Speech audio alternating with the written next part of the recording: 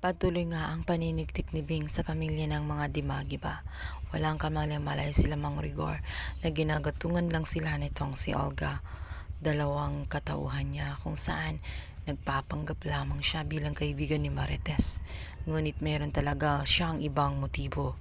Gusto niya kasi na tuluyang mawala sa kulungan nitong si Chip Espina. Nagagalit siya ng dahil nga sa hinawakan sa leeg nga itong si Tanggol at pinapalabas pa nga ng kulungan. Ang gusto kasi mangyari ni Olga ay tuluyang mawala nga itong si Tanggol nang sa ganon ay maging successful ang kanyang mga plano.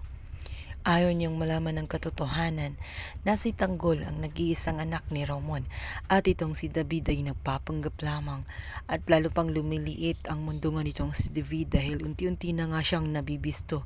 Lalo't ang alam ni Ramon ay David ang pangalan nang pumatay kay Severino. Nagigil ngayon itong si Mang Rigor na matuklasan ang katotohanan at gustong-gusto niya talaga na pananagutan ni Chief Espina ang kanyang mga pinagagawa, lalong-lalo na ginagamit na nga niya itong si Tanggol sa paglabas-pasok sa kulungan, bagay na ikinibahala rin ng gusto ni Marites. Wala silang kamalay-malay na bukod kay Tanggol ay meron pa silang mas matinding problema.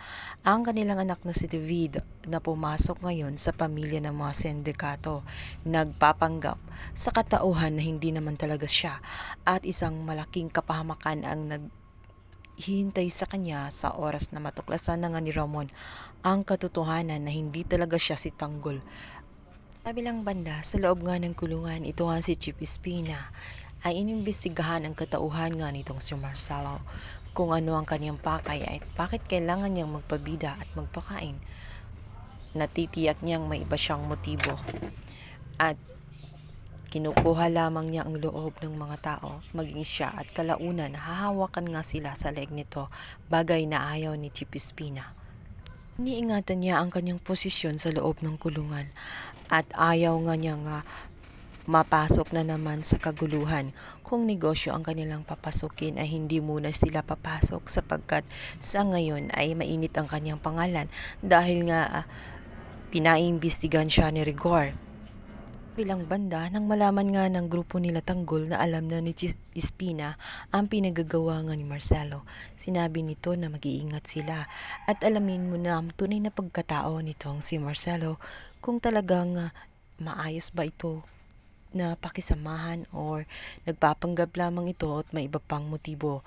Tama nga itong lolo ni Bubbles na maaaring nagtiwala sila kaagad. Dapat umano ay obserbahan muna nila itong si Marcelo kung dapat pa talaga na magtiwala sila ng gusto dito. Balit sadyang nahulog na nga sila sa patibong nitong si Marcelo dahil sa pangako na rin ito na magkakalaya sila. At nagbalita na nga ito na mayroong magandang balita tungkol sa kanilang kaso at didinggin na nga ang kanilang hearing at posible na nga silang tuluyang makalabas ng kulungan. Samantalang itong si Don Facundo ay aligaga na nga makalabas itong si Marcelo at sinabi niya na kailangan niyang ng maraming tauhan sa labas dahil nakipagkompetensya nga siya dito kay Ramon. At posible nga dito na nga magtatagpo itong si Lola ni Tanggol at itong si Tanggol dahil iisa lang ang bahay ni Don Facundo. Magugulat nga itong si Tinding na isang araw ay makikita na niya ang kanyang apo at sa loob pa ng kanyang pinapasukang bahay. Tatagpuin na kaya sila ng tadhana? Maabot kaya ang hiling ni Tanggol na makalaya talaga ng tuluyan? Yan ang ating pakabangan sa Batang Quiapo. Thank you for watching. Please subscribe my YouTube channel. Thank you.